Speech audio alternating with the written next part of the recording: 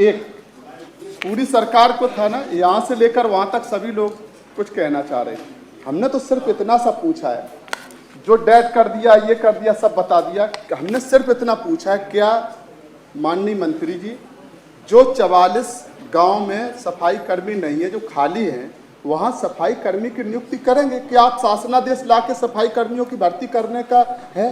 बैठिए माननीय मंत्री जी। और वो संविदा पर नियुक्ति कर सकती हैं, इस प्रकार का निर्देश दिया गया।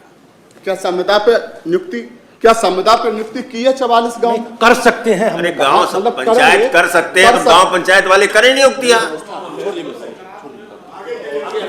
प्रश्न संख्या 9 माननीय डॉक्टर आकाश अग्रवाल जी। 9, प्रश्न संख्या 9 बोला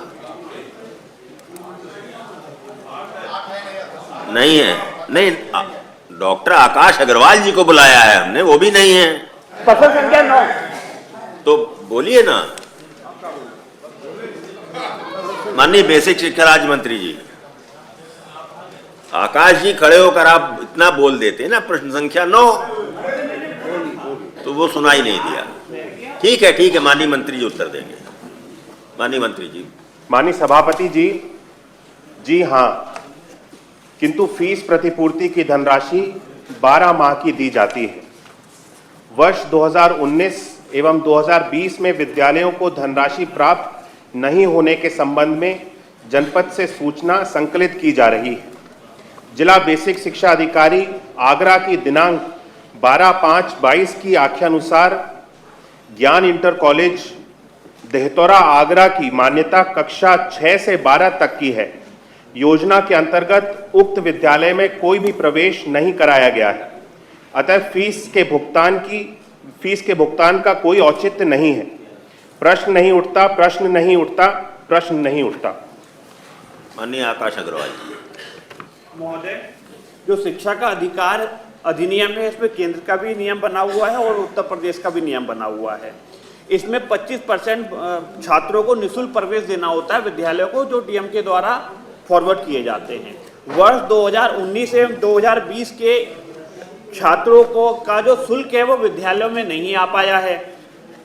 2019 की अवधि देखेंगे तो आप 3 वर्ष हो चुके हैं, और 3 वर्ष के बाद भी यदि विद्यालयों में फीस नहीं मिलेगी तो वे विद्यालय अपने शिक्षकों को तनख्वाह कहाँ से देंगे, बिजली का या अन्य शुल्क कहाँ से देंगे। और शिक्षा इतनी अनिवार्य चीज है कि किसी भी देश का जो विकास हो रहा है वह छात्रों के द्वारा ही होगा।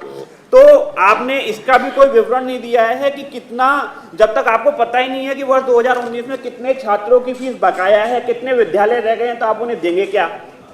और आपके पास इसके लिए फंड उपलब्ध है या नहीं है, इसकी भी कोई सूचना नहीं दी है आपने। और कब तक आप इनका पेमेंट कर देंगे? प्रक्रियाधीन है, ये बात हम हर बार सुनते हैं जब भी कोई चीज पूछी जाती है, कब तक इन बच्चों की फीस विद्यालय को पहुंच जाएगी, तो आपके द्वारा जवाब दे दिया जाता है प्रक्रियाधीन है। ये प्रक्रिया आज तक तो कभी पूरी हो नहीं पाती। मैंने ये भी पूछा है, उक्त विलंब किन कर्मचारियों के कारण हुआ? यदि 2019 से 3 वर्ष आपका हो गया तो किसी ना किसी कर्मचारियों की गलती तो है ही है। 2020 में भी 2 वर्ष हो चुके हैं। तो इतना शिक्षा जैसा महत्वपूर्ण विषय जिसपे अब तक कुछ नहीं हो पा रहा, तो मैं माननीय मंत्री जी से अनुरोध करूंगा कृपया स्पष्ट करने का कष्ट करें। माननीय मंत्री जी। माननीय सभापति जी, माननीय सदस्य ने जो प्रश्न किया कि हमारे पास अभी जो स्कूलों की ऐसी संख्या नहीं है जहां पे फीस पे नहीं की गई है, तो मैंने उत्तर दिया कि इसकी सारी सूचनाएं संकलित की जा रही हैं। अभी तक हमारे पास क्योंकि पूरी सूचना संकलित नहीं है, इसीलिए मैंने इसका जिक्र इसमें संख्या को बता करके नहीं किया था। लेकिन हमारे पास अभी तक जो संख्या हम लोगों ने संकलित कर ली गई है, तो अगर मैं 2019-20 की बात करूं तो इसमें से 4682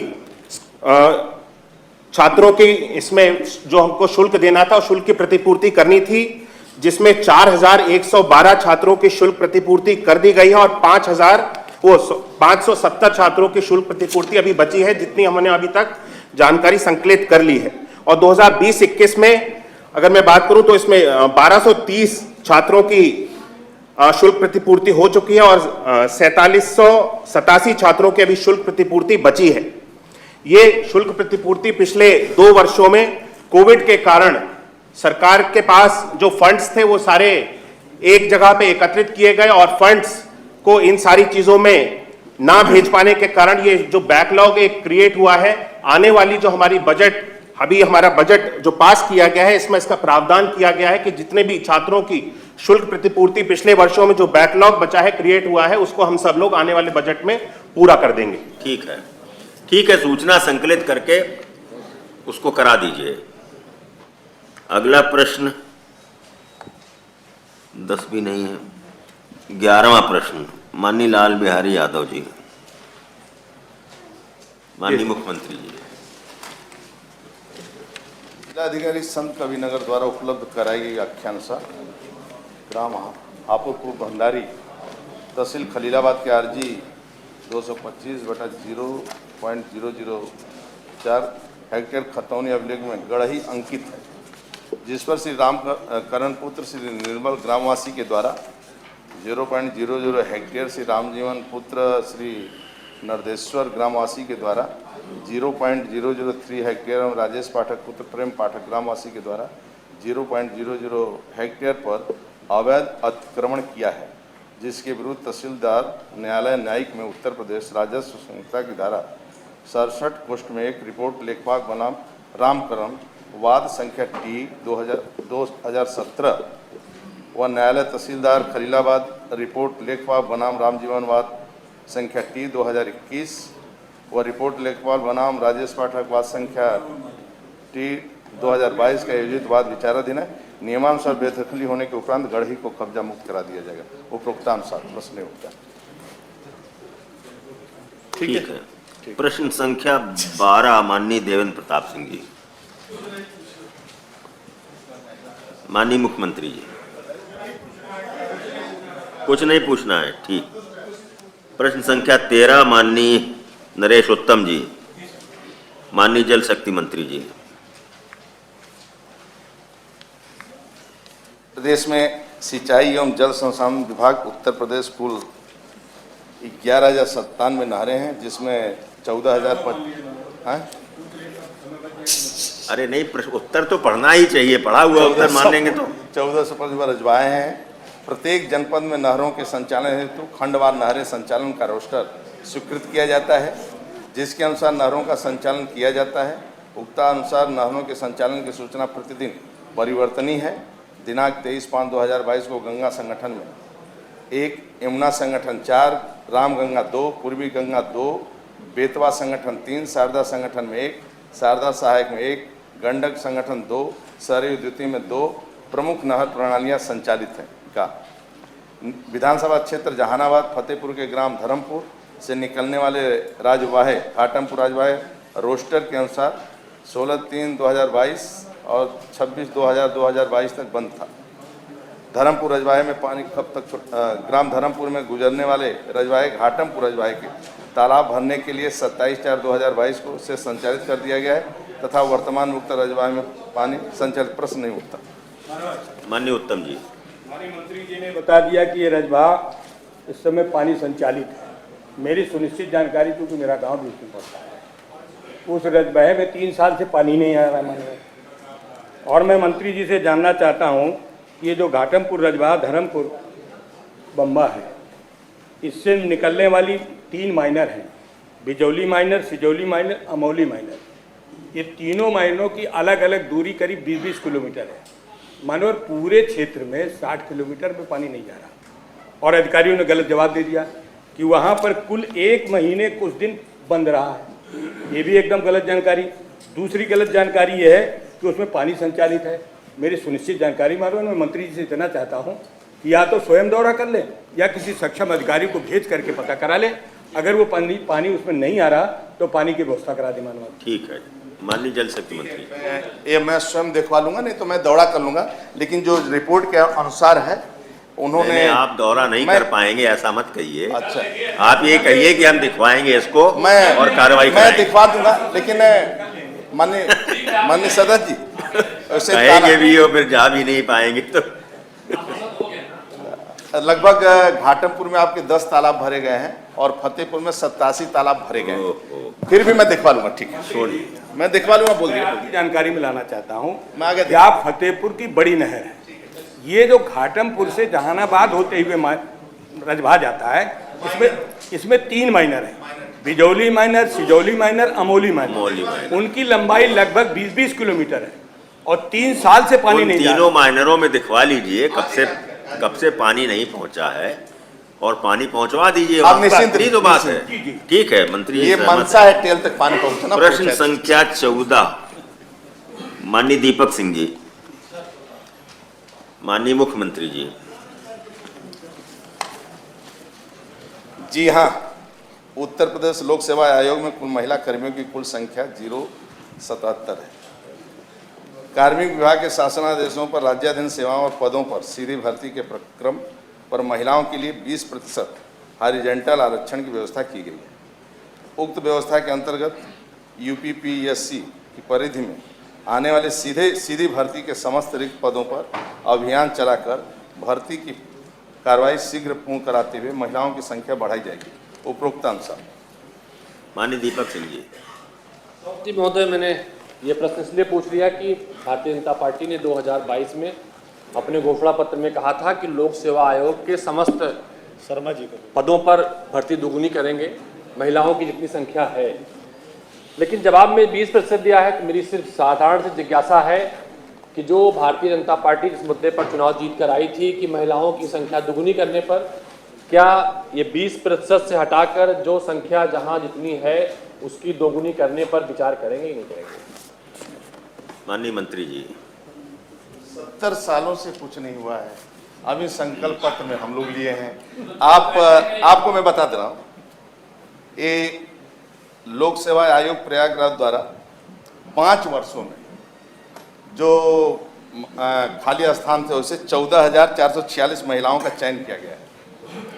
वहीं उत्तर प्रदेश अधीनस्थ सेवा चयन आयोग लखनऊ द्वारा 2017 से अब तक कुल 3,867 महिलाओं का चयन किया गया है और शेष प्रक्रिया जारी है और महिलाओं को वरीयता दी जा रही है।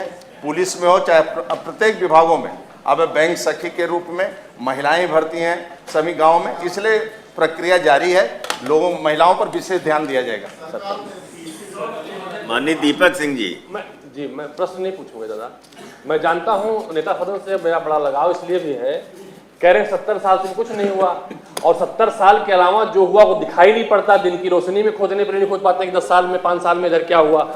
इतना हुआ 70 साल में कि आप कांग्रेस देव से स्वतंत्र हो गए, आप स्वतंत्र देव हो गए, ये कांग्रेस में ही हुआ, नहीं तो नाम कुछ। मैं सिर्फ मेरी जिज्ञासा साधारण सभापति महोदय है कि महिलाओं के लिए तो कांग्रेस पार्टी ने ही आरक्षण दिया था जो महिलाएं दिखाई पड़ती हैं, तो ये आप जो 20% लिखे हैं अच्छी बात है, महिलाओं के लिए होना चाहिए, आप ना करें अलग का विषय है।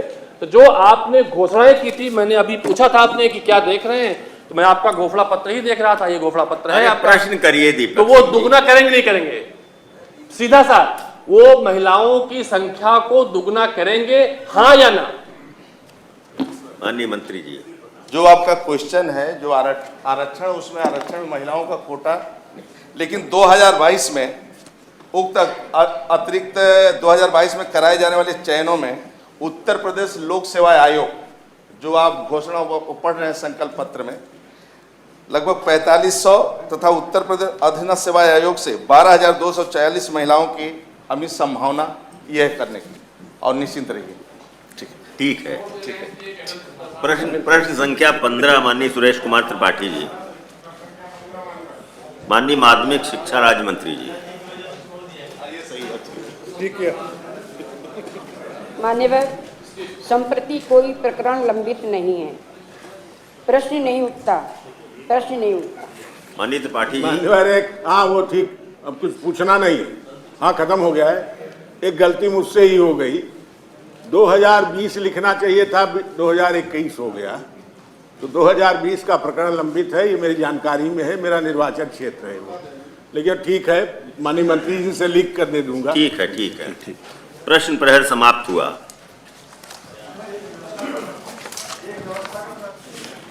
मान्यवर, माननीय शत्रुघ्न जी। 1 मिनट आपकी आज्ञा से, माननीय हमारे सदस्य हैं मान सिंह जी और गुलाब देवी जी पहली बार मंत्री होकर आई हैं।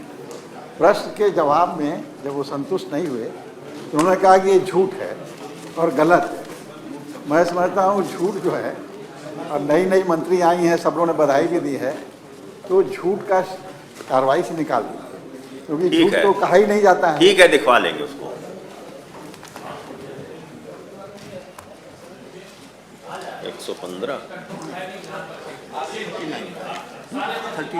अच्छा 39।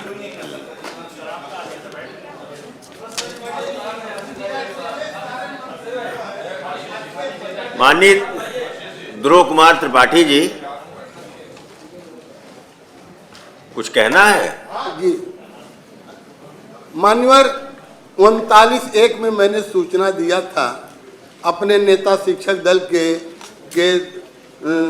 2 गनर प्रदान करने के लिए, एक ही गनर था। मुझे जानकारी मिली है ध्रुव कुमार जी कि आपकी सूचना देने पर ही माननीय सदस्य को 2 गनर मिल गए। सूचना देने पर नहीं, आपकी कृपा होने पर, नेता सदन की कृपा होने पर मैं आपको, नेता सदन को और सरकार को, दोनों को बधाई देता हूं कि कम से कम इतनी जल्दी जो है त्वरित कार्रवाई हुई। मैं बहुत बहुत आभार व्यक्त करता हूं। ठीक है, धन्यवाद।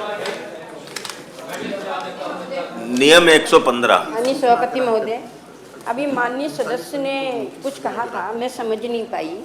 झूठ शब्द किसके क्या कहा था? आपके लिए नहीं कह रहे हैं वो आपके लिए नहीं कह रहे हैं, वो कहीं ऐसा है ना, उन्होंने एक प्रश्न रखा है, कहीं होगा तो उसको देख लेंगे। नियम 39 में जो आपने सूचना दी थी उसको अग्राह्य करते हैं। नियम 115, पहली सूचना माननीय रविशंकर सिंह पप्पू भैया, पढ़ दें। धन्यवाद। मैं सदन का शैलेंद्र जी, आपको अधिकृत किया है उन्होंने? हाँ कहें जी। अच्छा ठीक है। नहीं आप कहें तो पढ़े, न कहें न पढ़े। ठीक है, पढ़ दीजिए। मैं सदन मान का लिया हमने भी। ग्राम जगदीशपुर पिशौरा ब्लॉक और तहसील लालगंज जनपद आजमगढ़ में तालाब पोखरों के घीटे पर सैकड़ों वर्ष पुराना सतीमाई का चबूतरा स्थापित बना है को अब आकृष्ट करना चाहता हूँ।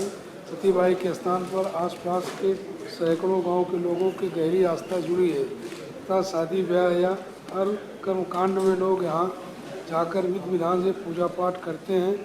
जिस पोखरे को बीटा पर वह सतीबाई का चबूतरा बना है वो पोखरा काफ़ी बड़ा तथा ऐतिहासिक है, जिसकी पक्की सीढ़ियाँ भी बनी थी जो अब जीर्ण शीर्ण अवस्था में है। पोखरे में गांव के लोग स्नान आदि करते हैं तथा सतीबाई का पूजा अर्चन करते थे, परंतु वहाँ पर गांव के कुछ लोग द्वारा पोखरे के अंदर आंशिक रूप से अतिक्रमण किया गया है। इसे वर्षों से हटाकर पोखरे के भाटे पर बैठने की व्यवस्था, पीने के पानी तथा जमीन को समतल कर उसका सौंदर्यीकरण आदि कार्य कर दिया जाए तो वहाँ के निवासियों को पूजा पाठ में कोई असुविधा नहीं होगी तथा वह स्थान एक पर्यटन के रूप में प्रचलित होगा तथा इस लोक सदन के चबूतरे के निर्माण, पोखरे का आंशिक अतिक्रमण हटाकर सौंदर्यीकरण आदि कार्य कराए जाने की मांग करता हूँ। इसको मैं शासन को आवश्यक कार्रवाई के लिए भेजता हूँ। अगली सूचना डॉक्टर सरोजनी अग्रवाल जी। ठीक है, शासन को आवश्यक कार्रवाई के लिए संदर्भित। तीसरी श्री दीपक सिंह जी।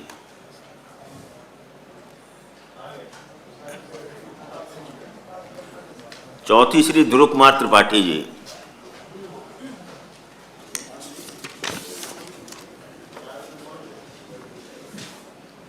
महोदय, प्रदेश के सहायता प्राप्त माध्यमिक विद्यालयों में जहां वर्तमान सरकार द्वारा चयन बोर्ड के माध्यम से एवं अल्पसंख्यक महाविद्यालयों में प्रबंध तंत्र के माध्यम से भारी संख्या में शिक्षकों और प्रधानाचार्यों की नियुक्ति की जा रही, वहीं प्रदेश के 300 से ऊपर सहायता प्राप्त अल्पसंख्यक माध्यमिक विद्यालयों में लगभग 5 वर्षों से कोई भी नियुक्ति नहीं की जा रही। परिणाम स्वरूप ये विद्यालय निरंतर शिक्षक विहीन होते जा रहे हैं। ऐसे विद्यालयों में क्षेत्र के सभी वर्गों के बच्चे अध्ययन की सुविधा प्राप्त करते हैं। इन विद्यालयों में शिक्षक न होने के कारण शिक्षा ग्रहण करने वाले छात्र छात्राएं मजबूर होकर के इस प्रतिस्पर्धा के युग में भी अध्ययन करने के लिए बाध्य हैं। माध्यमिक शिक्षा अधिनियम 1921 के अध्याय 2 विनियम 17 का संशोधन आदेश दिनांक 5 मार्च 2018 के अपने ही आदेश का अनुपालन माध्यमिक शिक्षा विभाग करने में सक्षम नहीं हो सका। पुरानी व्यवस्था का संशोधन तथा नई व्यवस्था का प्रभावी न होना इन विद्यालयों में शिक्षकों की शून्यता का प्रमुख कारण बना हुआ है। माध्यमिक शिक्षा विभाग की नियुक्ति के प्रति उदासीनता के कारण स्थानीय बुद्धिजीवियों, अभिभावकों एवं छात्र छात्राओं के भविष्य के प्रति चिंता बनी हुई है। स्थिति अत्यंत गंभीर, चिंताजनक एवं विस्फोटक है। इन अल्पसंख्यक विद्यालयों में शिक्षकों की नियुक्ति की मांग लगातार की जा रही है। अतः जनहित से संबंधित इस अविलंबनीय और लोकमत के प्रश्न पर सदन के माध्यम से सरकार का ध्यान आकर्षित करते हुए प्रदेश के सहायता प्राप्त अल्पसंख्यक माध्यमिक विद्यालयों में शिक्षकों की नियुक्ति तत्काल किए जाने की मांग करता हूं। सरकार को आवश्यक कार्रवाई हेतु संदर्भित अगली सूचना श्री ब्रजेश कुमार सिंह प्रिंसू। ठीक है, सरकार को आवश्यक कार्रवाई हेतु संदर्भित। छठवीं श्री आशुतोष सिन्हा।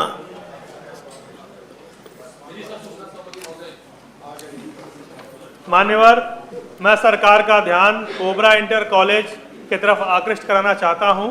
सन 1964 में स्थापित राजकीय जूनियर हाई स्कूल उच्चीकृत होकर आज ओबरा इंटर कॉलेज के रूप में स्तुत सेवाएं प्रदान कर रहा है। यह क्षेत्र आदिवासी बाहुल्य होने के कारण इस विद्यालय में दूर दराज से सैकड़ों अभावग्रस्त गरीब आदिवासी बच्चे शिक्षा प्राप्त करने हेतु आते हैं। इस विद्यालय को जब भी पुनर्जीवित करने के लिए शिक्षक भर्ती या वेतन पुनरीक्षण की बात होती है, तब निगम प्रबंधक द्वारा इसके प्रांतीकरण के लिए पत्र लिखने की बात तो कही जाती है, परंतु कुछ समय पश्चात इसके निजीकरण के लिए पत्र लिख दिया जाता है। इससे क्षेत्रवासियों को आशंका है कि अरबों की संपत्ति वाले ओबरा इंटर कॉलेज को निजी हाथों में सौंपने की साजिश चल रही है। इसलिए सर्वसम्मति से इस विद्यालय का प्रांतीकरण होना अत्यंत आवश्यक है, क्योंकि यह प्रकरण शासन स्तर पर भी गतिमान है। अतः जनहित के इस लोकमत के सुनिश्चित विषय पर हम सदन का ध्यान आकृष्ट कराते हुए आवश्यक कार्रवाई की मांग करते हैं। सरकार को आवश्यक कार्रवाई हेतु संदर्भित श्री दीपक सिंह जी। ये एंटी भू माफिया से जरूरी है, इसको बिना पढ़े शामिल कर लें। ठीक है, सरकार को आवश्यक कार्रवाई हेतु संदर्भित। अब बाकी सूचनाएं श्री आशीष यादव, श्री नरेंद्र सिंह भाटी, डॉक्टर आकाश अग्रवाल, श्री सुरेश कुमार कश्यप, डॉक्टर मानवेंद्र प्रताप सिंह गुरुजी और डॉक्टर जयपाल सिंह व्यस्त। इनकी सूचनाएं बिना पढ़े शासन को आवश्यक कार्रवाई हेतु संदर्भित करते हैं। राव जी, कल आपकी सूचना ले ली गई थी जी, तो आज जो है दूसरे सदस्य को मौका दे दिया गया है? नहीं, आपकी तो लगी है, मानवेंद्र प्रताप सिंह की कर ली है।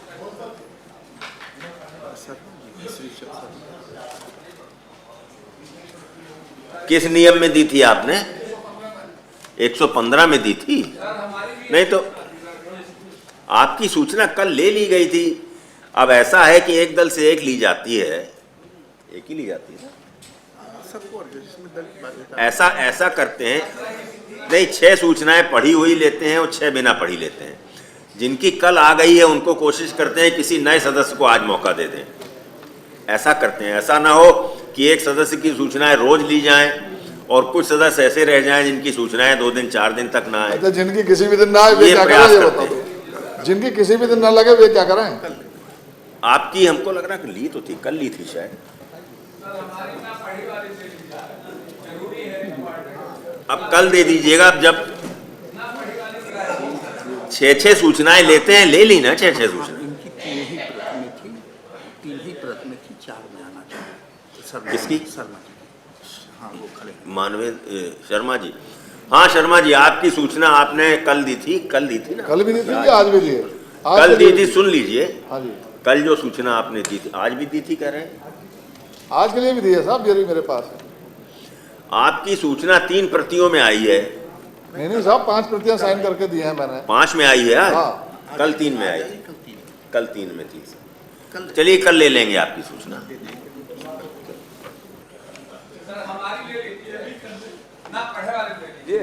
इम्पोर्टेंट ना पढ़े वाले में 6 सूचनाएं ले ली गई हैं, तो कल ले लीजिएगा सर। हम कल ले लेंगे। सुरेंद्र जी, आप क्यों बोलते हो हर बात पर?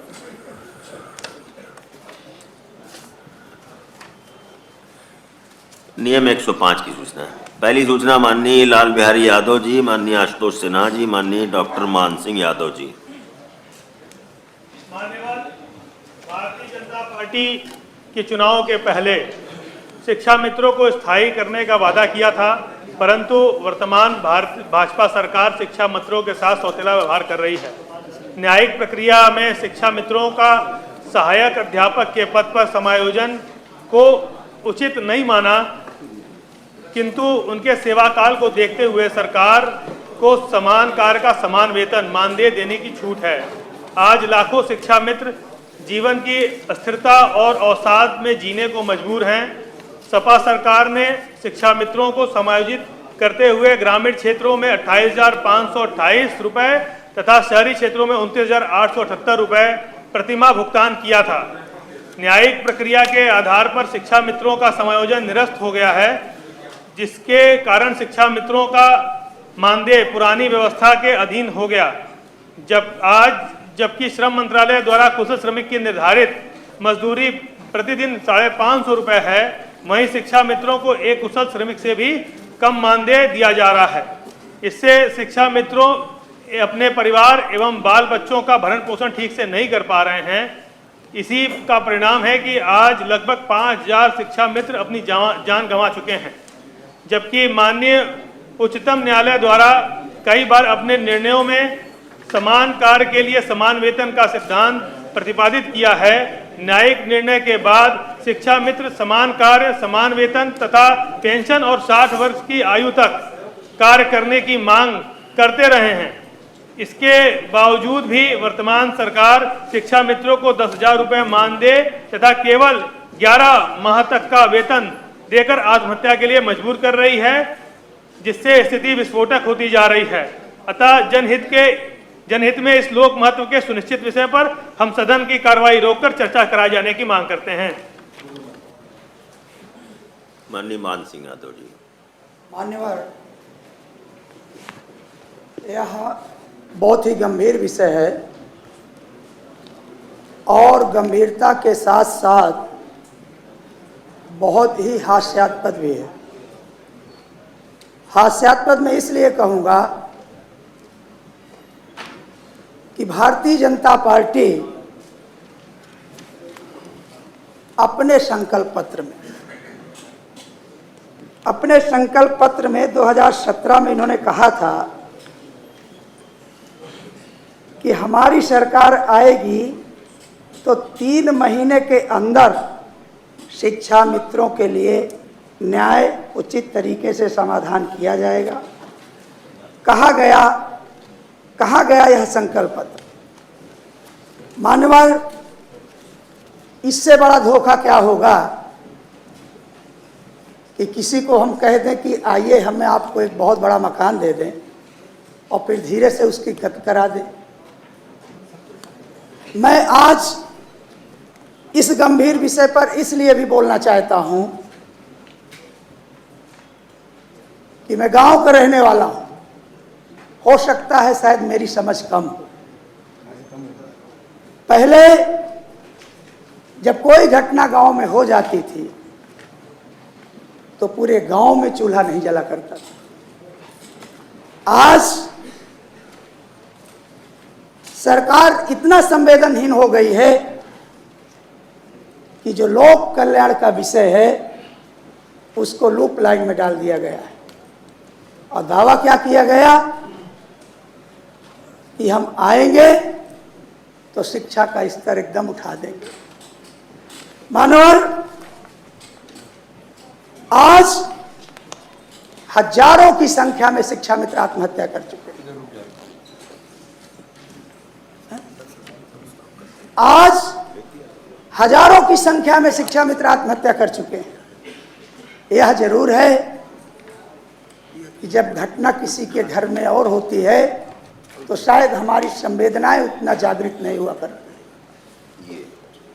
शिक्षा मित्रों के लिए माननीय अखिलेश यादव जी तात्कालिक मुख्यमंत्री जो थे, उन्होंने प्रयास किया कि भारतीय जनता पार्टी जब शिक्षा की व्यवस्था चरमरा रही थी तो कहा कि जो गांव का सबसे योग्य व्यक्ति होगा, जिसकी मेरिट सबसे अच्छी होगी, उसको हम गांव की जिम्मेदारी देंगे प्राथमिक विद्यालयों में बच्चों को पढ़ाने के लिए। एक तरफ गांव का वह टॉपर व्यक्ति चुना जाता है शिक्षा के लिए, और जब इनकी बारी होती है काम करने की तो ये कहते हैं कि शिक्षा मित्र योग्य है ही नहीं। मानवर यह कहाँ का विषय है कि 10 साल एक व्यक्ति वकालत करता है, अब वो जज बनने की योग्यता हासिल कर लेता है, और एक शिक्षा मित्र 15-20 साल से अध्यापन कार्य कर रहे हैं। अभी इनका तर्क है कि वो काका काका अंगा नहीं जान रहा है। मानवर संवेदना को झकझोर देने वाला विषय तब मेरे सामने आया जब एक शिक्षा मित्र ने अपने खून से यह पत्र लिखा। सदन का ध्यान मैं इसलिए दिखाना चाहता हूं कि यह खून से लिखा पत्र जो इस सरकार की हठधर्मिता को और पक्षपातपूर्ण रवैये को उजागर करता है। मानवर सरकारें ऐसा नहीं चला करती हैं। शिक्षकों ने दिवंगत शिक्षा मित्र को 5 लाख रुपए, बताइए कि 10-10 हजार रुपए जो शिक्षा मित्र पा रहे हैं, वो अपने चंदे से उस मृतक शिक्षा मित्र को 5 लाख रुपए का वो देते हैं सहयोग राशि। मानवर संवेदनहीनता इस चरम पर आ गई है कि वर्तमान सरकार को लगता ही नहीं बल्कि लग चुका है कि ये जो शिक्षा मित्र हैं, इनको सरकारी नौकरी या समायोजन करने का जो प्रयास माननीय अखिलेश यादव जी ने किया था, तो शायद यह उन्हीं के वफादार बने रहेंगे। एक बार तो इन्होंने छल कर लिया 2017 में संकल्प पत्र के माध्यम से कि आइए हम आपको स्वर्ग ले चलते हैं, बेहतर जीवन की आशा दिलाते हैं, लेकिन माननीय ये छल के अलावा और कुछ नहीं है। एक प्रकरण मैं और आपके सामने मानव रखना चाहूंगा। एक शिक्षा मित्र ने फांसी लगाते समय यह पूरा लेटर लिख करके वर्तमान सरकार को जगाने का काम किया है। और एक यह प्रकरण है जसप्रीत सेवा में जसप्रीत सिंह बाढ़वा, पूर्व प्रदेश अध्यक्ष सूचना का अधिकार, अंतर्राष्ट्रीय मानवाधिकार एसोसिएशन। विषय आर्थिक व मानसिक उत्पीड़न के कारण शिक्षा मित्र ने सामूहिक आत्महत्या का ये दिया है कि हम सामूहिक रूप से पूरा परिवार आत्महत्या करेंगे। मेरा प्रश्न सिर्फ सरकार से इतना है कि आप राम राज्य की कल्पना करके आए हैं, तो राम राज्य शरारत का विषय नहीं है, शराफत का विषय है। राम राज्य संवेदनाओं में जीने का विषय है। आप लोग रामायण से केवल एक ही पात्र की नकल किए हैं कि भेष बदलकर किस तरीके से सीता का हरण किया जाता है, इसके अलावा आपने कुछ नहीं किया। मानवर एक घटना का जिक्र मैं और करना चाहूंगा। शिक्षा मित्रों ने पूरी एक ये बुकलेट तैयार कराई है जिसमें से इन आंकड़ों को, इन दावों को कोई झुठला नहीं सकता। इसमें उत्तर प्रदेश के शहीद शिक्षा मित्रों का वर्णन है और सभापति महोदय आपकी अनुमति होगी तो आपकी टेबल तक इसे मैं जरूर पहुंचा दूंगा। मानवर, मैं सिर्फ यह जानना चाहता हूं कि शिक्षा मित्र जो संकट के समय जो संविधान में वर्णित है कि 6 से 14 वर्ष के बालकों के लिए निःशुल्क एवं अनिवार्य शिक्षा प्रदान की जाएगी। जब हमारा प्रदेश संकट में था, शिक्षकों की भर्ती नहीं हो पा रही थी, उस समय यह शिक्षा मित्र जो मुसीबत का समय था, और सबसे बड़ी ताजुब की बात यह है कि कहा गया है कि जो व्यक्ति पेड़ लगाता है उसकी वह रक्षा करता है। मानवर, इस पेड़ को तो भारतीय जनता पार्टी ने ही लगाया था, और बीच में जब इनको शक हो गया कि ये समाजवादी पार्टी के समर्थक हैं, तो आज केवल और केवल बदले की भावना से काम किया जा रहा है। क्या माननीय नेता सदन इस बात से हमें संतुष्ट या पूरे उसको शिक्षा जगत को या शिक्षा मित्रों को संतुष्ट करने का प्रयास करेंगे कि हम शिक्षा मित्रों का जो ये आत्महत्या करने का सिलसिला है, इसको विराम दिलाएंगे कि क्या शिक्षा मित्र आत्महत्या करते करते उनके छोटे छोटे नन्हे मुन्ने 2-2, 1-1 साल के बच्चे रोड पर आ जाएं। और एक बात और कि शिक्षा मित्र जो मुसीबत के समय शिक्षण कार्य कर रहे थे, न तो कहीं उनकी सेवा पुस्तिका का कोई उल्लेख है और न कहीं उनके पेंशन की कोई व्यवस्था की गई है। आज अगर शिक्षा मित्र को कुछ हो जाता है तो मानवर एक लावारिस की तरह उसको दफना दिया जाता है। मैं समझता हूं मानवता के ऊपर यह क्रूर मजाक है और यह हठधर्मता है भारतीय जनता पार्टी की, और इस सदन के माध्यम से मैं यह अवगत कराना चाहता हूं कि आपको अगर हत्यारी सरकार की संज्ञा दी जाए तो यह कहीं से भी कोई अतिशयोक्ति नहीं होगा। इसमें दो कुछ जोड़ना था बस। अभी तो बोल चुके आप एक बार। सर 2 मिनट कुछ उनकी मांगे थी जो जोड़ देते, उसी में 2 शब्द कहते हो, बस मांगे जोड़ देंगे सर। यादव, मान्यवर, जब गांव में गरीबों को बच्चों के पढ़ने के लिए जो विद्यालय हुआ करते थे प्राथमिक, उसमें ताले लटका करते थे।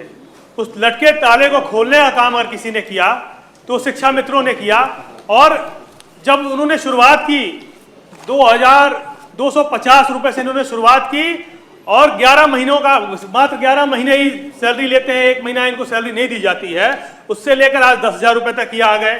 शिक्षा मित्र BLO बाल गणना से लेके जनगणना से लेके हर काम में लगाए जाते हैं। नामांकन से लेके शिक्षण कार्य से लेकर भोजन की व्यवस्था से लेकर सारी व्यवस्थाओं में लगाए जाते हैं, लेकिन समान काम का समान वेतन उनको नहीं मिलता है।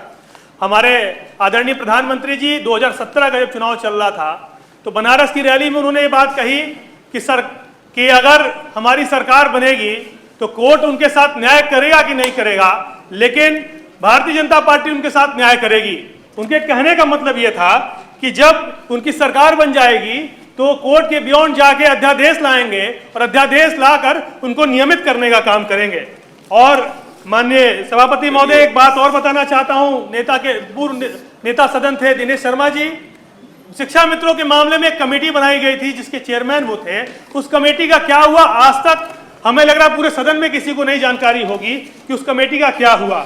मैं 2-4 मांगे बस रखना चाहता हूं शिक्षा मित्रों की। हाँ सर, मांग रख रहा हूं सर। संशोधित, मैं बस इतना ही कहना चाहता हूं कि संशोधित अध्यादेश लाकर पुनः अध्यापक के पद पर इनको बहाल किया जाए। भारत के राजपत्र 10 अगस्त 2017 लागू हो, समान काम का समान वेतन मिले, 62 वर्ष हेतु इनकी नियमावली बनाई जाए। NCTE के 23 अगस्त 2010 के पैरा 4 में संशोधित करते हुए शिक्षा मित्रों को अध्यादेश लाकर TET की परीक्षा से छूट प्रदान की जाए। जैसा कि मान सिंह जी कह रहे थे, शिक्षा मित्रों की मृत्यु हुई, उनके परिवार को सरकारी नौकरी मिलनी चाहिए, और आंदोलन जो लगातार शिक्षा मित्र कर रहे थे उनके ऊपर जो मुकदमे दर्ज हुए वो सारे झूठे मुकदमे सरकार वापस ले, मातृत्व अवकाश भी मिलने का काम शिक्षा मित्रों को हो। इन्हीं शब्दों का बहुत धन्यवाद। माननीय नेता विरोधी दल, माननीय नेता विरोधी दल, आपका नहीं आया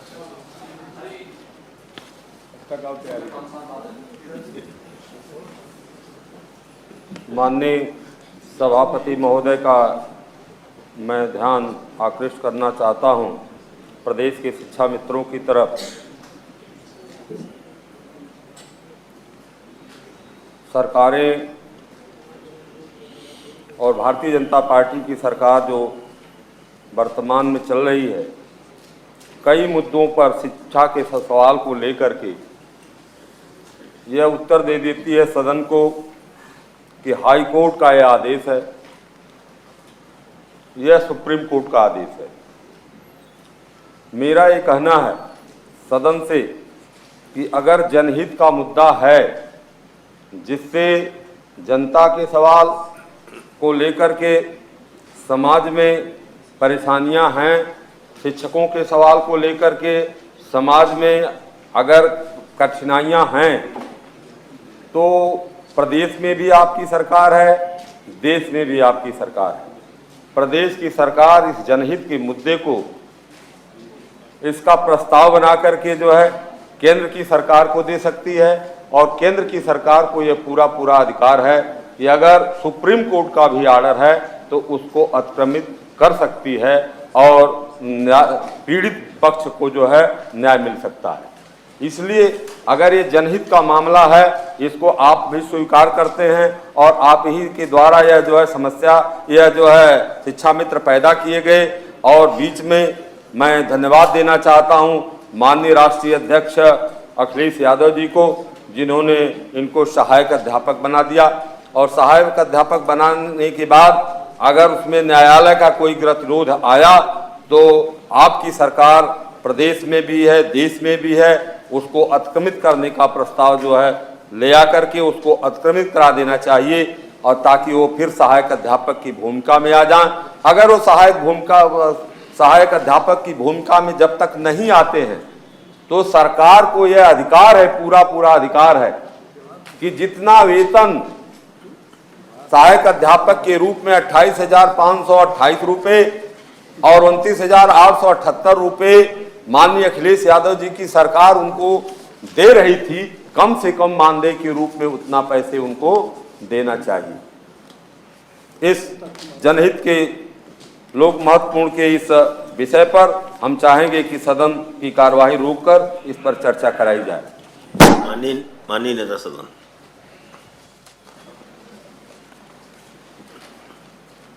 शब्दों का चयन करने के पहले ध्यान देना चाहिए। इस राज्य के अंदर पहली बार ऐसा तपस्वी मुख्यमंत्री बना है जो गांव गरीब किसान की चिंता करता है, शिक्षा मंत्रियों से लेकर सभी लोगों की चिंता करता है, जो अपने पिता के देहांत पर भी घर नहीं जाता है। ऐसी सरकार जो पवित्र सरकार है, गरीबों की चिंता करने वाली सरकार है, और कल्पना होना चाहिए कि आप कितना वेतन देते थे और योगी जी आने के बाद उसको 10,000 किया वेतन। ये लोग ऐसा निर्णय ले लेते थे कि लोग कोर्ट में चले जाते थे। जितनी नियुक्तियां की अपने शासनकाल में, एक भी नियुक्तियां ठीक ढंग से नहीं किया और इस प्रकार की नियुक्तियां करते थे कि लोग कोर्ट में चले जाते थे। आज भी शिक्षा मित्रों के प्रति गंभीर हैं, कल भी हैं। उनकी समस्या का समाधान हम योगी सरकार करेगी, आप निश्चिंत रहिए, चिंता करने की बात नहीं, क्योंकि ये सभी लोग इस राष्ट्र के लिए, इस प्रदेश के लिए अपना जीवन लोग देते हैं और उन्हीं लोगों के कारण ये प्रदेश प्रगति कर रहा है और राष्ट्र प्रगति कर रहा है, एक एक शिक्षक, एक एक शिक्षा मित्र के कारण। इसलिए उनकी चिंता करना सरकार का दायित्व है और सरकार गंभीरता से लेती है सब विषयों को।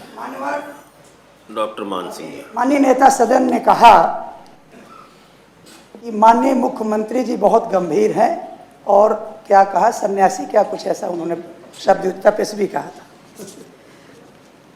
महिमा मंडन भी किया जाए तो थोड़ा शब्दों का भी ध्यान दिया जाए। आप ये बताइए, अभी हमारे सदस्य माननीय आशुतोष सिन्हा जी ने कहा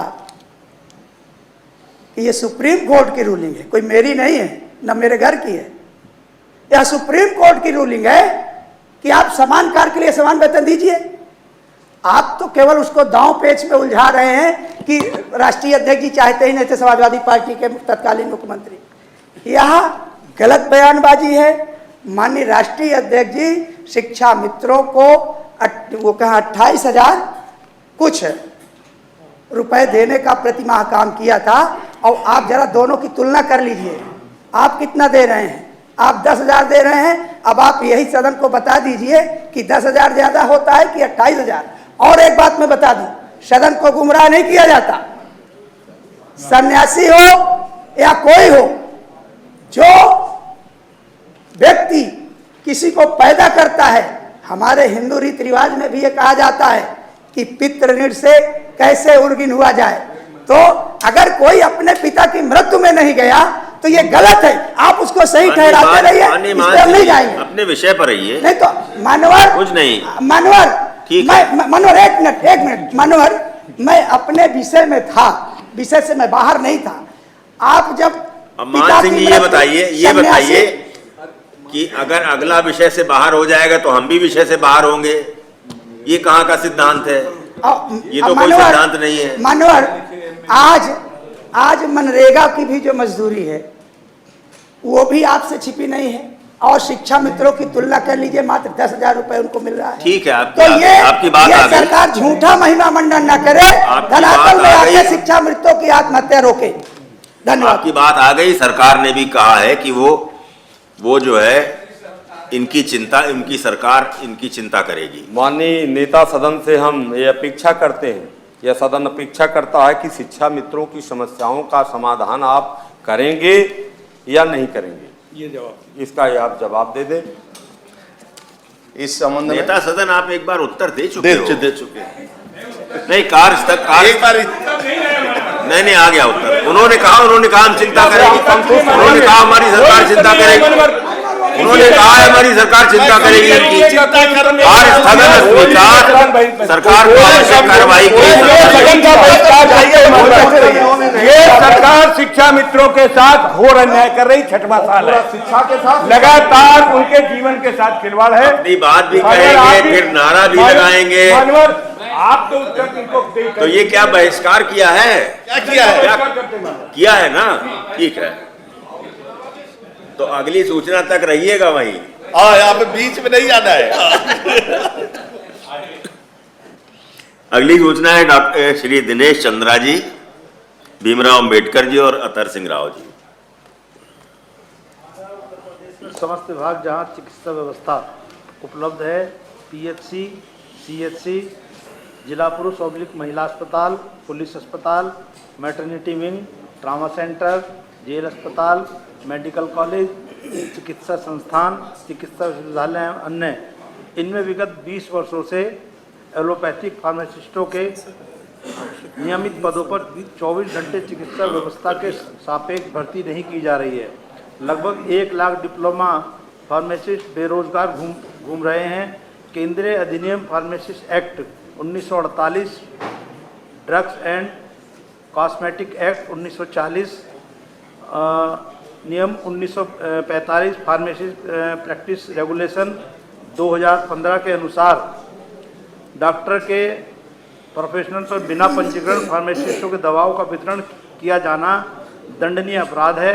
इस संबंध में माननीय उच्च न्यायालय इलाहाबाद की फुल बेंच में माननीय सर्वोच्च न्यायालय द्वारा दिनांक 12/12/1997 को मुख्य सचिव उत्तर प्रदेश शासन को बिना पंजीकृत फार्मासिस्टों के दवाओं का वितरण करने वाले एवं करवाने वालों के विरुद्ध विधिक कार्रवाई हेतु आदेशित किया, जिसका अनुपालन आज तक नहीं किया गया है।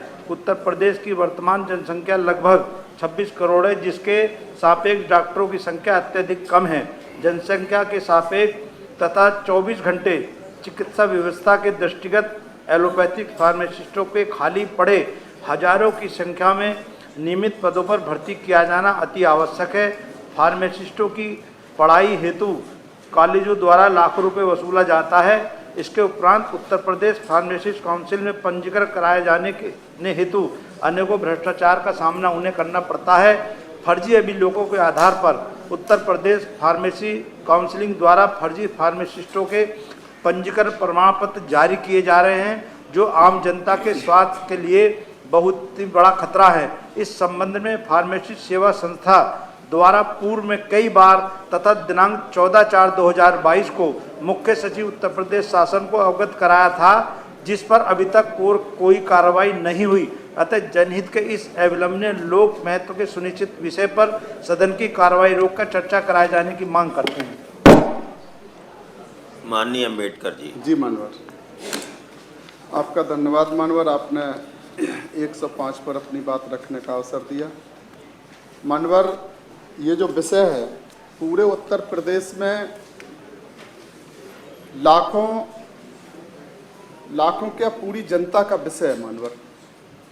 पूरे उत्तर प्रदेश में चाहे वो पीएचसी हो, सीएचसी हो, जिला अस्पताल हो, चाहे वो मेडिकल कॉलेज हो, मेडिकल यूनिवर्सिटी है, जेल के अस्पताल हैं, कहीं भी जो चिकित्सा संस्थान है उसमें सबसे जो महत्वपूर्ण भूमिका है, जब भी मरीज जाता है तो वो सबसे पहले जो वहाँ पर फार्मासिस्ट हैं उनकी भूमिका पहले होती है। और पूरे उत्तर प्रदेश में जाने कैसे ये चिकित्सा व्यवस्था चल रही मानवर, पूरे उत्तर प्रदेश में 26 साल हो गया मानवर। अब कुछ लोग कह देंगे कि इसके बीच में कौन कौन सरकारें रही हैं, क्योंकि ये तो एक ऐसा होता है कि इधर से किधर किस तरफ हम उसको बात को उलझाएं, लेकिन जब जनहित का विषय होता है तो पूरे 26 साल से जो ये डिप्लोमा लेते हैं छात्र, तो उनकी अभी तक कहीं कोई भर्ती नहीं हुई है सरकारी।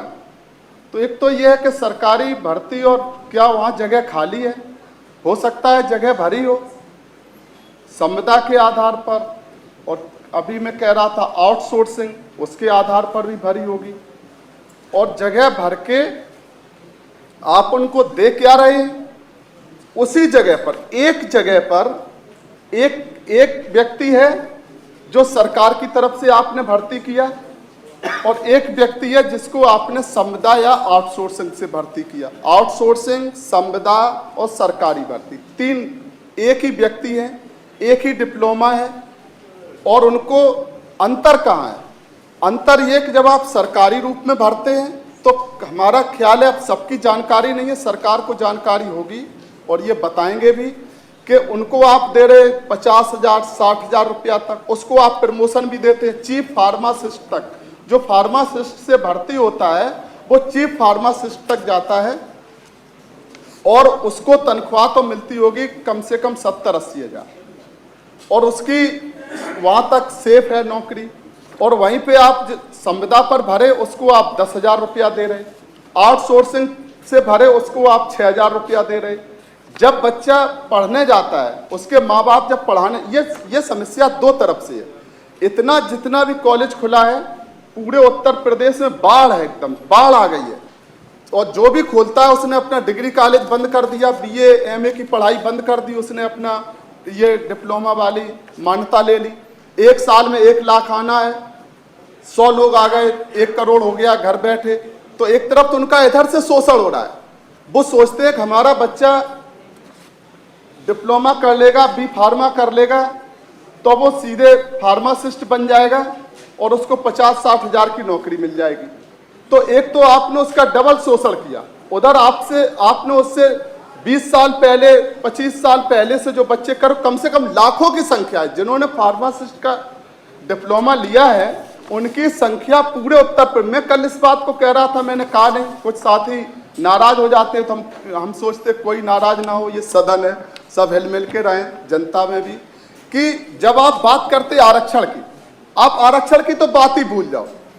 दलितों का क्या होगा, पिछड़ों का क्या होगा, उनकी तो अब बात ही खत्म हो गई। लेकिन हमें तो चिंता उनकी भी है जिनकी सरकार तो सब लोग उनको वोट दे रहे। हमारे ख्याल से ब्राह्मण समाज ने 90% 100% वोट किया है, क्षत्रिय समाज ने 100% वोट किया है।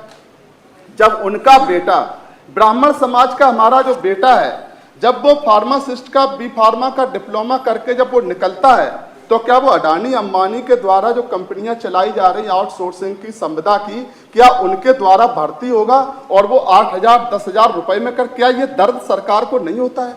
क्या इनको इस बात की चिंता नहीं होती है? हम जो संविधान में जो हमारा अधिकार है, जो जीवन यापन का जो अधिकार है, मिनिमम जो वेज का अधिकार है, जो सम्मानजनक जीवन यापन का अधिकार है, आप उसको खत्म कर रहे।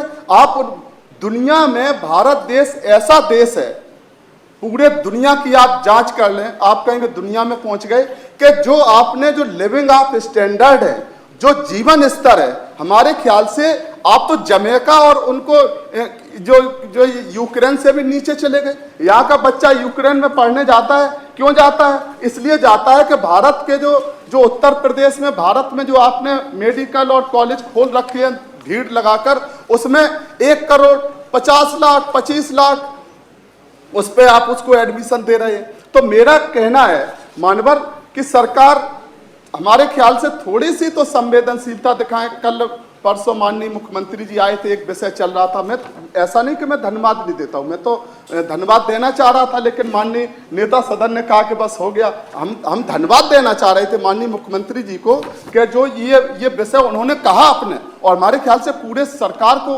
उनसे भी सीख लेनी चाहिए कि हमारे जैसे एक साधारण से सदस्य का जब उन्होंने कहा कि नहीं ये जो मुद्दा है ये उच्च सदन में, जो हमारे ख्याल से अभी हमने सर्च किया राज्यसभा, लोकसभा और पूरे देश की किसी विधानसभा में जो हमने जो भिक्षावृत्ति करके जीवन यापन करते जो उनका मुद्दा उठाया था पूरे भारत देश की। अम्बेडकर जी आज के विषय पर रहिए, आप कल वाले पर चले गए। मनवर 1 सेकंड, क्या मतलब है? मनवर 1 सेकंड। तो जो पूरे देश के किसी सदन में और देश के किसी सदन में ये मुद्दा नहीं उठाया गया, तो हमारे माननीय मुख्यमंत्री जी ने जब उसको भी जिस गंभीरता से, जिस संवेदनशीलता से हमने उठाया, तो उन्होंने उस संवेदनशीलता से उसका जवाब दिया मानवर। तो हम उस बात के लिए धन्यवाद देना चाहते थे। उसी तरह से इस बात के लिए भी माननीय नेता सदन बैठे हैं, और ऐसा नहीं कि माननीय मुख्यमंत्री जी कहीं भी होंगे, अगर मुख्यमंत्री आवास में भी होंगे तब भी यहाँ की बात वहां जाती है और ये कार्रवाई में लिखा जाता है। तो ये जो फार्मासिस्ट का डिप्लोमा लिए 26 साल से जो बच्चे घूम रहे हैं,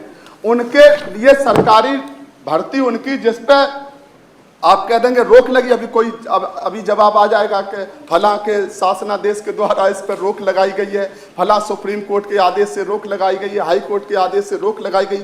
क्या आप सारी रोक को हटाकर कोई शासनादेश नया जारी करके इनकी भर्ती निकालेंगे? एक तो हमारा ये है मानवर, उनकी जो बात। दूसरा जो ये पूरे डिप्लोमा और ये बी फार्मा, डी फार्मा और ये कराने वाले जो कॉलेजों में जो बड़े पैमाने पर जो वहां पर जो लंबी फीस, मोटी फीस लगती है, क्या उनके ऊपर आप अंकुश लगाएं? उनकी क्या खुला छोड़ दिया? लोगों को लूटने के लिए सरकार ने क्या एकदम सर्टिफिकेट दे दिया? क्या किसी कॉलेज का आपको पता है कितनी फीस आप विदेश में जाके वही डिग्री आप कम पैसे में, और भारत में उत्तर प्रदेश में ज्यादा पैसे, क्या सरकार इस पर आयोग नहीं बैठालती? क्या सरकार को इसकी जांच नहीं करनी चाहिए कि जो हमारे देश में इतना पैसा हम क्यों ले रहे? एक तो मानवर ये हमारा आ जाए, और तीसरी बात मानवर कि जहां पर ये हम उसको रजिस्ट्रेशन कराने जाते हैं मानवर, तो जो बी फार्मा कर लिया, डिप्लोमा कर लिया, उसके बाद हम जब उनका रजिस्ट्रेशन होता है कि हमारे यहाँ इतने एनरोल्ड हो गए, तो उनके जब एनरोलमेंट कराने जाते हैं वहां भी लंबी मोटी रकम लगती है कि तब आपका एनरोलमेंट होगा, नहीं तो आप चक्कर लगाते रहे। गांव का लड़का, शहर का लड़का अपने धक्के खाते हुए वहां 6-6 महीने, साल भर चक्कर लगा रहा है मानवर। तो ये तीनों जो हमने मानवर बिंदु सामने रखे, माननीय नेता सदन और माननीय जो हमारे इससे संबंधित जो माननीय मंत्री हैं, जरूर मानवर ये इतना गंभीर विषय है, जनता का भी है। जब आपके पीएचसी, सीएचसी अस्पतालों में जब कोई फार्मासिस्ट नहीं, तो जनता एक तरफ मर रही। कोरोना काल में आप बड़ी बड़ी बात करते, जब आपके पास फार्मासिस्ट नहीं है, आपके पास एएनएम नहीं है, आपके पास जब स्टाफ नहीं है, तो आपने कहां से इतना बड़ा काम कर लिया? इसलिए मानवर हमारा मानवर स्पष्ट मानवर हमारा अनुरोध है। मैं इस विषय पर मानवर हम इस विषय पर पूरे सदन की, इतना गंभीर मुद्दा है, पूरे प्रदेश का जनहित का मुद्दा है, इस पर काम पूरा सरकार अपना काम रोककर चर्चा कराए जाने की मांग करते हैं। धन्यवाद। ठीक है, माननीय नेता सदन।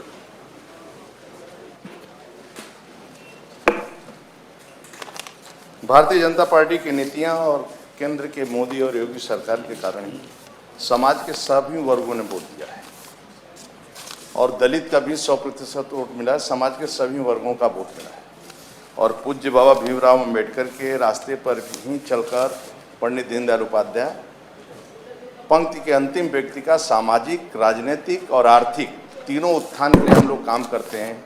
इसलिए देश का प्रधान सेवक दिव्य और भव्य कुंभ में धरती पर उतरकर एक स्वच्छता कर्मी का पैर धोता है, और 10 लाख से 1 करोड़ तक बिना गारंटी दलितों को लोन देता है। इसलिए समाज के सभी वर्गों का उत्थान करने का हम सबका चिंता है। माननीय सदस्यगण द्वारा दी गई उपरोक्त सूचना के संबंध में यह उल्लेख करना है कि चिकित्सा स्वास्थ्य एवं परिवार कल्याण विभाग के अंतर्गत फार्मासिस्ट के 6,847 पद स्वीकृत हैं, जिसके सापेक्ष 6,626 पद कार्यरत हैं, 221 पद रिक्त हैं। फार्मासिस्ट के रिक्त पदों पर चयन अधीनस्थ सेवा चयन आयोग के माध्यम से किया जाता है। फार्मासिस्ट के रिक्त पदों पर अधियाचन अधीनस्थ सेवा चयन आयोग को प्रेषित किया जा चुका है और फार्मासिस्ट के पद पर नियुक्ति हेतु अर्थात फार्मेसी डिप्लोमा तथा अभ्यर्थियों का फार्मेसी काउंसिल उत्तर प्रदेश में पंजीकरण आवश्यक है। फार्मेसी काउंसिल में पूर्व में पंजीकरण की व्यवस्था ऑफलाइन थी। अभ्यर्थियों के पंजीकरण में पारदर्शिता एवं गतिशील लाने हेतु माननीय सभापति जी 27/1/2022 से पंजीकरण ऑनलाइन कर दिया गया है तथा ऑनलाइन व्यवस्था के अंतर्गत दिनांक 26/5/2022 तक 9,553 आवेदकों के पंजीयन प्रमाण पत्र निर्गत कर दिए गए हैं तथा 7,557 पंजीयन प्रमाण पत्र ऑनलाइन नवीनीकृत किए गए हैं। इस संबंध में यह भी उल्लेख करना चाहेंगे कि हमारी सरकार उत्कृष्ट चिकित्सा व्यवस्था सुनिश्चित कराने के लिए प्रतिबद्ध है। जहां तक चिकित्सकों का सवाल है, स्वास्थ्य विभाग में विशेषज्ञता बढ़ाने के लिए और विशेषज्ञ चिकित्सकों की भर्ती लोक सेवा आयोग के माध्यम से एक स्तर उच्च वेतनमान पर सीधे की जा रही है और वैश्विक महामारी कोरोना के दौरान उत्तर प्रदेश के कोविड प्रबंधन की सराहना राष्ट्रीय एवं अंतर्राष्ट्रीय स्तर पर की गई है। संचारी रोग के उन्मूलन में भी प्रदेश का प्रदर्शन उत्कृष्ट रहा है और इसका परिणाम हुआ है कि प्रदेश में काला बाजार का उन्मूलन हो गया है।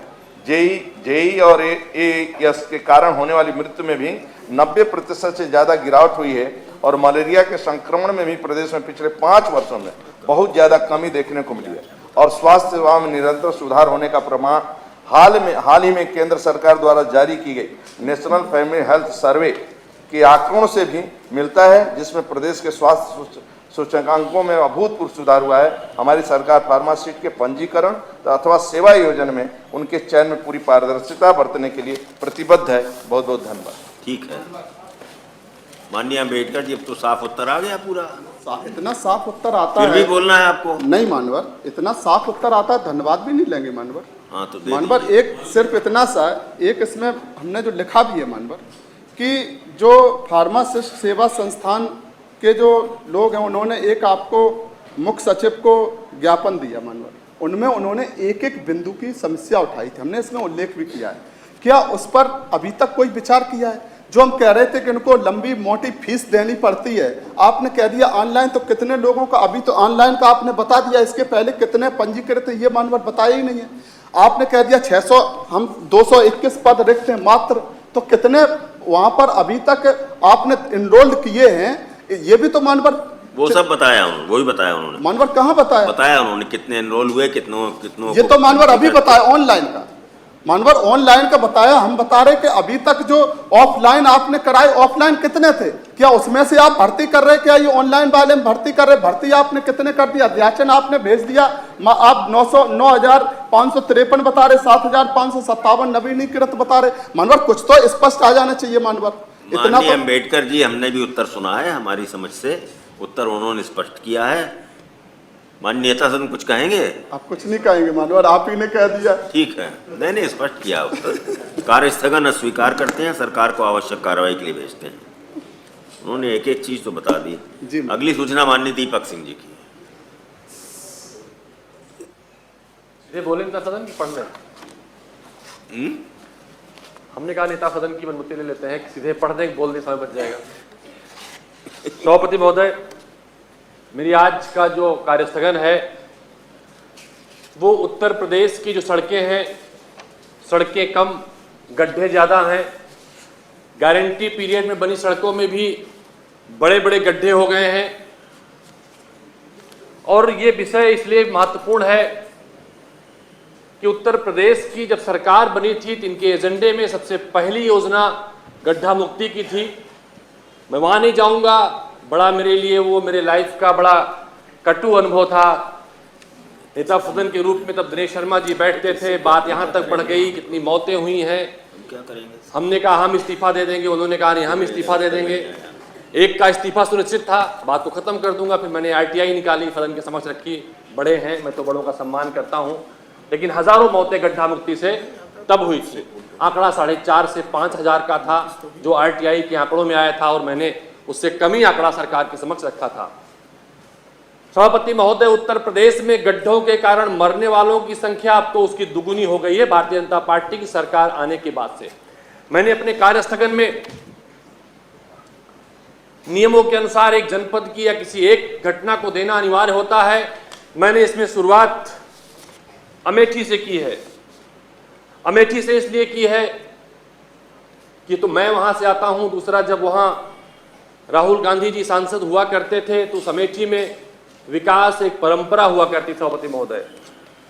उस अमेठी में उस दरमियान अगर हम देखें 17-18 के आसपास 6 नेशनल हाईवे बने थे, 12 स्टेट हाईवे बने थे।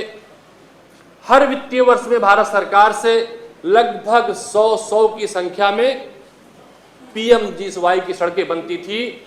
और वो विकास की परंपरा मैंने इसलिए कहा, तब पार्लियामेंट में लोग जब बजट पेश होता था तब कहते थे, जो विपक्ष के लोग थे आज सरकार में हैं, उसमें से परम आदरणीय एक नेत्री हमारे बीच में आज नहीं है, लेकिन उन्होंने खड़े होकर कहा था कि ये पूरे देश का बजट है या अमेठी का बजट है, तो वहाँ पर विकास की ऐसी परंपराएं हुआ करती थी। वो विकास की वहाँ पर ऐसी परंपराएं थीं जहाँ पर HL, BHL, Shaktiman, Indogulf fertilizer, gun factory, rail Neer, ऐसी तमाम सैकड़ों बड़ी बड़ी फैक्ट्रियां लगती थी। उड़ान यूनिवर्सिटी, FDTI, एशिया का पहला पेट्रोलियम इंस्टीट्यूट अमेठी में स्थापित हुआ था। वहां पर अब सभापति महोदय जो सड़कें बनी थी, जो राहुल गांधी जी के कार्यकाल के समय की सड़कों का मैंने जिक्र किया, अब उनमें गड्ढे नहीं भराए जा रहे हैं। गड्ढों के कारण लोगों का चलना मुश्किल है। अभी एक घटना बताऊं, इस पक्ष में जो हमारी मीडिया की दीर्घा है उसमें एक जर्नलिस्ट बैठती थी टाइम्स ऑफ इंडिया। मैंने एक दिन कहा, बहुत दिन से कहाँ है, दिखे नहीं। मैंने उनका फोन आया, हमने कहा भाई कहाँ आजकल दिखाई नहीं पड़ते। उन्होंने कहा इंदिरा नगर में जो लखनऊ राजधानी का मुख्यालय है वहाँ सड़कों में गड्ढे थे, बरसात का महीना था, मैं जा रही थी, मेरे पैर टूट गए, फ्रैक्चर हैं, मैं बिस्तर पे हूँ, इसलिए सदन की कार्रवाई कवर करने में सक्षम नहीं हूँ। सभापति महोदय, अमेठी का जिक्र किया, पूरे प्रदेश में गड्ढों में सड़कें हैं और एक पैरामीटर होता है, चाहे गवर्नमेंट ऑफ इंडिया की सड़कें हों और बहुत सारी सड़कें उत्तर प्रदेश सरकार बनाती है, जिसकी 5 साल की गारंटी होती है कि उन सड़कों को 5 साल तक में कुछ भी होगा तो उसकी मरम्मत की जिम्मेदारी उस कार्यदायी संस्था की होती है। एक्ट भी सभापति महोदय है और यह एक्ट पूरे प्रदेश में लागू होता है। मैंने अपने सूचना में उसका जिक्र भी किया है।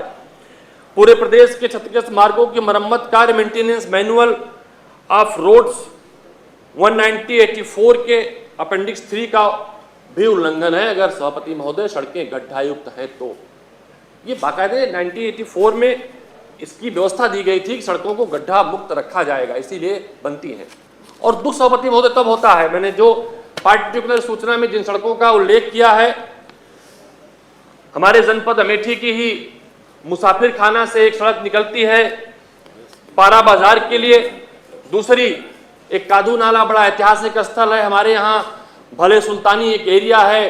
भाले सुल्तानी के बारे में कहते हैं वीरों की धरती है। जब अंग्रेज जौनपुर में बहुत दिन रुके रहे, भाले सुल्तानियों के यहाँ पहुंचे तो कुछ षड्यंत्रकारी थे, हमारे यहाँ की रियासतें थी जो अंग्रेजों के साथ मिल गई, लेकिन तब भी भाले सुल्तानियों ने वहां से युद्ध लड़ा और अंग्रेजों को महीनों तक रोके रखा था। अगर साजिश नहीं हुई होती तो अंग्रेज शायद वहीं से लौटते, लखनऊ तक पहुंच नहीं पाते। उस भाले सुल्तानी शहीद स्मारक से थौरी तक जाती सड़क, ये दोनों सड़कें सभापति महोदय, मैं इनकी डिटेल भी लेके आया हूं, आप तक पहुंचा दूंगा।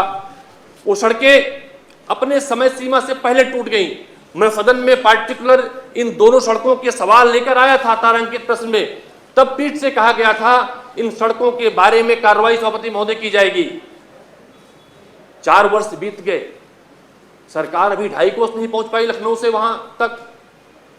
आज भी सड़कों की हालत सभापति महोदय यह है सड़कों पर गड्ढे हैं, सड़कें नहीं हैं, लेकिन सड़कों के ऊपर जैसे पूरे उत्तर प्रदेश का तो हाल ये है, सड़कें बनी किसी और स्कीम से, सड़कें बनी समाजवादी पार्टी की सरकार में, और बसपा की सरकार में बनी सड़कों पर बोर्ड लग गए हैं बहुत बढ़िया बढ़िया। चलिए 5 लाख की। आपने अपनी सरकार की समय की बनी सड़कों का जिक्र नहीं किया।